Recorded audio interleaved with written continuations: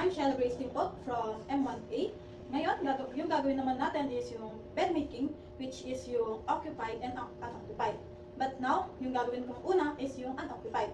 First, i-assemble muna natin yung equipment and arrange bed, side chair, para doon ilagay yung mga gamit or mga linens na gagamitin. Then, next is hand hygiene and put PPE na rin to avoid spread of microorganisms.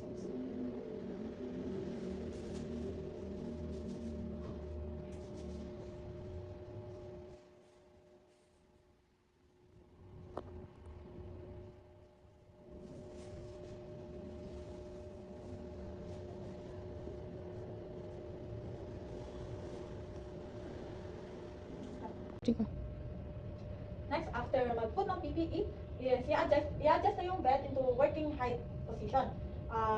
Assume that na-adjust na siya below the elbow to prevent back pain and also muscle pain. Next naman, i-disconnect yung cowbell or kung may tubes na nakalagay sa bed, tatanggalin din to avoid damage. Next, magpuput na ako ng gloves.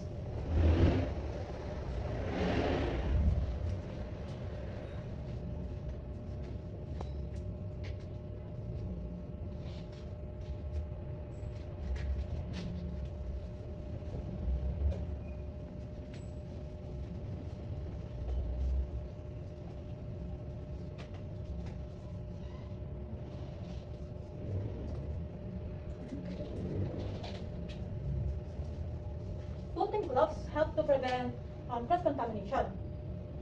Then, now naman, maglulusin na ako ng used linens natin.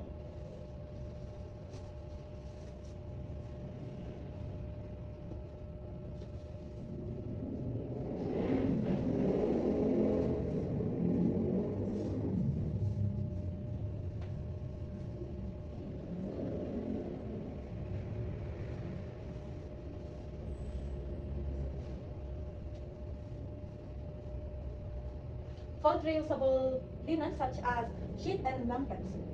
Now, magre-remove na ako ng gloves kasi puput na natin yung clean linens.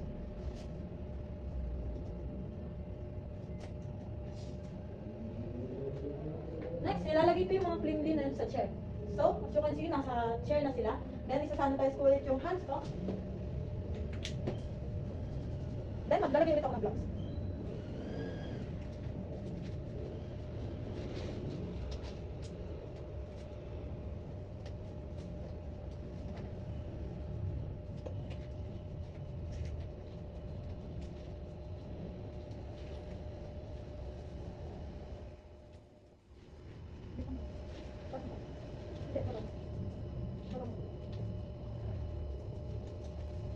Next, i-roll ko yung used linens, then idadiretso ko na siya sa hanger.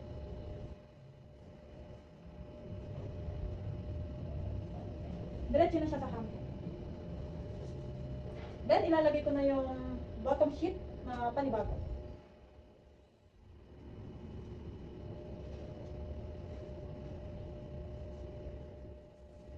I-avoid natin na mag-touch yung new sheet sa sa lapad.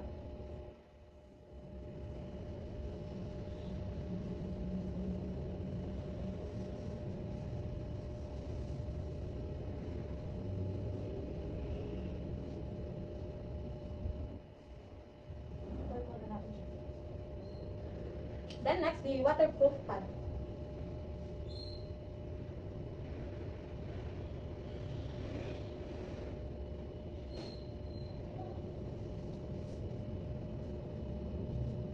Also, isasabay na rin natin yung top sheet na gagamitin natin.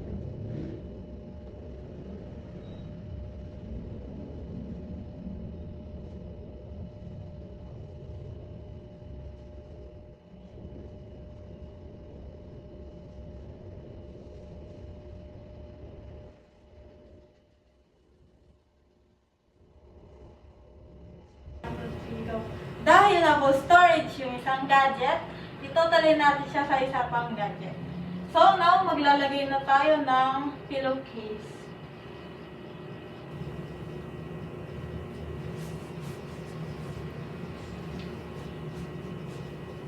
Then, secure din natin.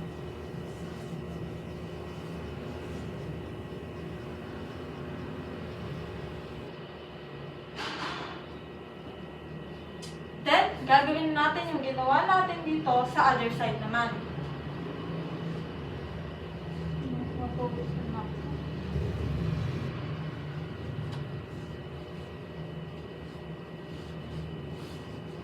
Secure lang din natin. Also, yung waterproof pad. And the top.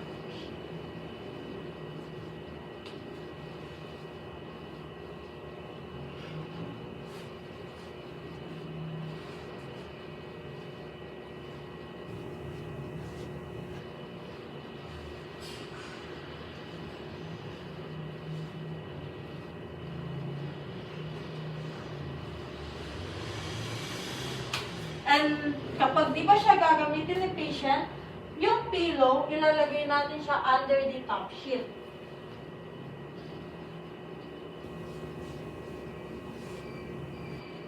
Para hindi siya madumihan. Then, after mo malagay lahat, pwede na siyang gamitin ni patient. And after mo gawin yung bed making, ay magre-remove ka na ng PPE. May pa. Iya, wag mo na.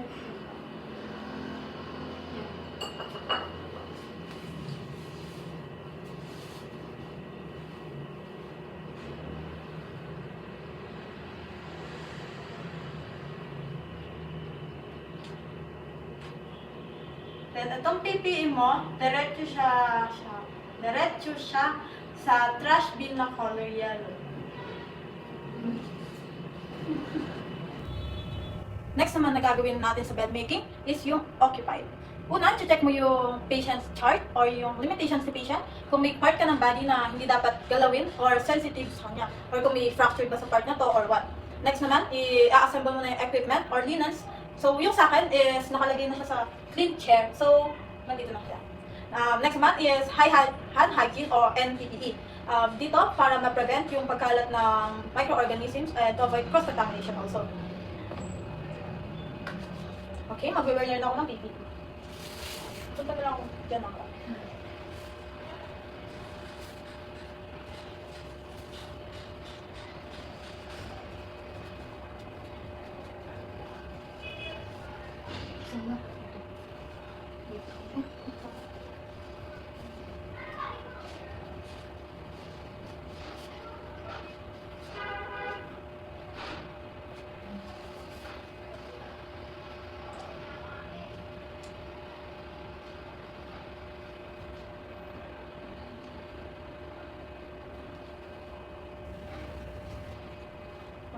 Next, i-identify na si patient.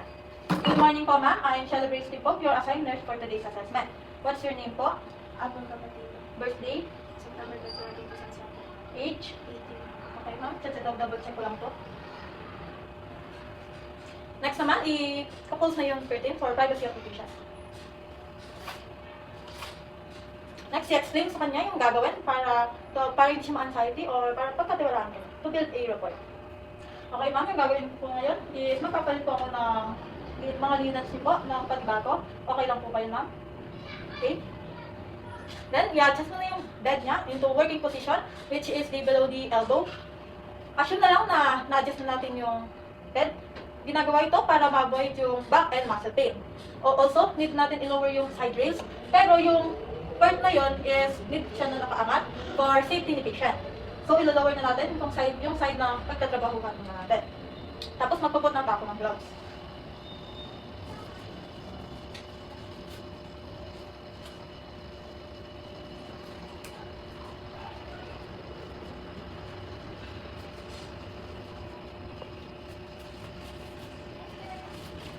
Next, magpa-provide ako ng blanket kay patient para ma-warm siya and for her privacy also.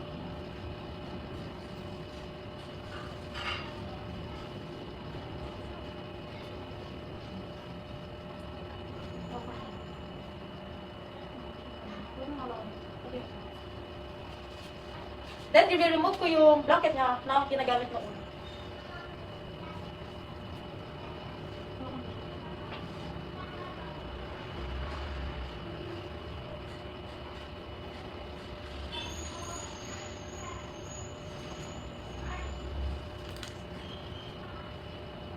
Then ito, diretso na siya sa kanto.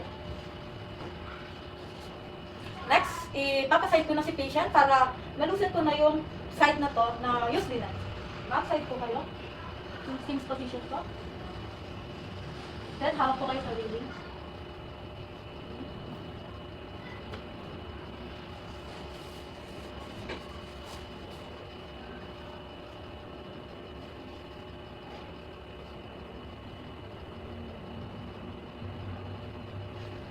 Then, also magpapalit na ako ng gloves kasi maglalagay na ako ng new linens or yung clean linens na.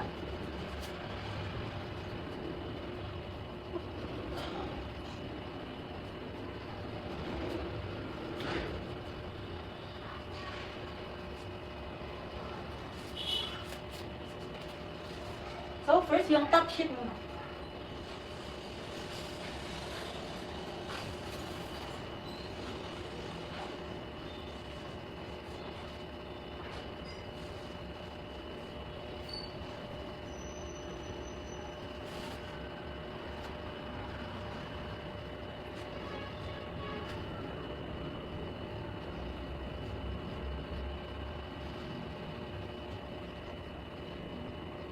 Next, yung waterproof pad.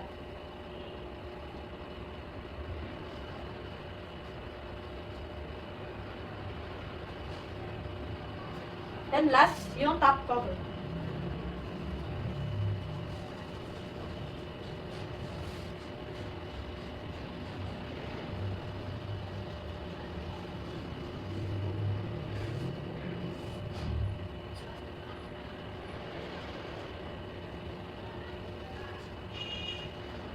So, after sa this side, sa other side naman tayo.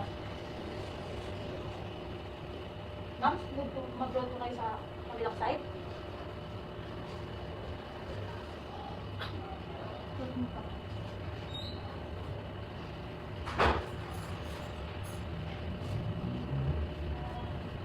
Then, ito, yung used linens, ito ay lalagay na siya sa hamper.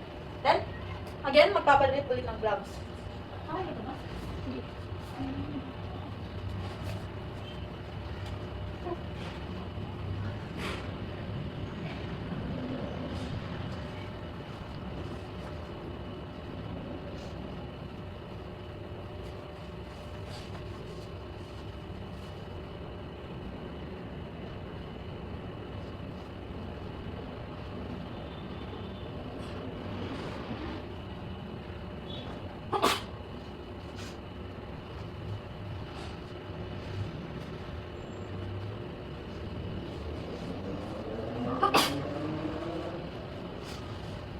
Ayan. After mo maano yung linens niya, yung pillowcase naman niya. So, papaangatin niyo lang konti yung ulo ni patient, then kukunin niyo yung nakangat na po kayo.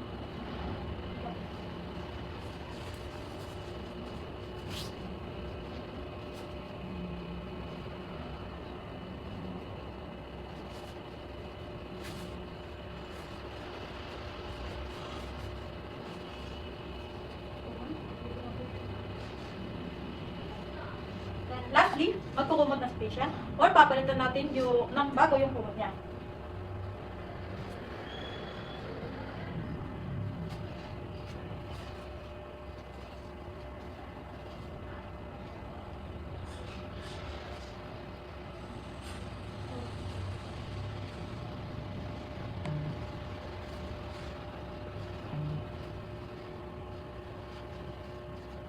Then, ito, diretso na rin sa hampo. Then, make sure na comfortable si patient before ka mag-remove ng PPE. Then, kung comfortable na si patient, mag-move ka na ng PPE.